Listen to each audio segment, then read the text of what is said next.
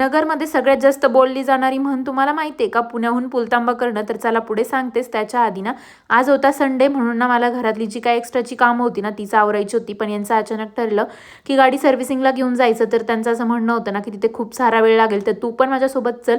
तसंच पुढे शिर्डीमध्ये साईबाबांच्या दर्शनाला पण जाऊयात. तर चला म्हटलं जाऊयात.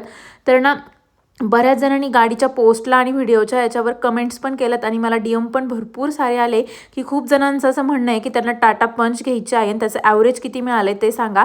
तर असं रिसेंटलीच आत्ता आम्ही सोलापूरला गेलो होतो तेव्हा आम्ही ते कॅल्क्युलेट केले म्हणून सांगते. तर आम्हाला 1 kg CNGमध्ये जवळपास 27 किलोमीटर ते 30 किलोमीटर असं ॲव्हरेज मिळालं आहे.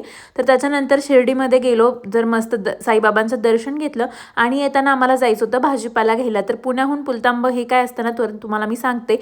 म्हणजे ना, जवळ सोडून लांब जाणं याचाच असाच अर्थ आहे. म्हणजे ना, आमच्या इथे आम्ही जिथे राहतो ना तिथे पण आठवडे बाजार भरतो, पण तो वीकडेजमध्ये असतो, त्याच्यामुळे आम्हाला काही जाणं पॉसिबल होत नाही. म्हणूनच ना आम्ही संडेच्या दिवशी भरपूर लांब असा ना आठवडे बाजार करायला येतो, कारण तिथे भाजीपाला खूप छान भेटतो. आणि बाजारात गेल्यानंतर ना माझं काम असतं बार्गेनिंग करणं आणि ना भाजीपाला वगैरे निवडून घेणं, आणि यांचं काम असतं की पिशव्या पकडणं आणि पैसे देणं. तर असं मिळून आम्ही दोघं मस्त असा बाजार करत असतो. आणि संडेच्या दिवशी हा बाजार करायला ना मी तर संडेची वाटच बघत असते, कारण बाजार करायला खरंच खूप मजा येते. तुम्ही पण असं दोघे मिळून बाजार करता का? नक्की मला कमेंटमध्ये सांगा. Thanks for watching and bye. Follow me.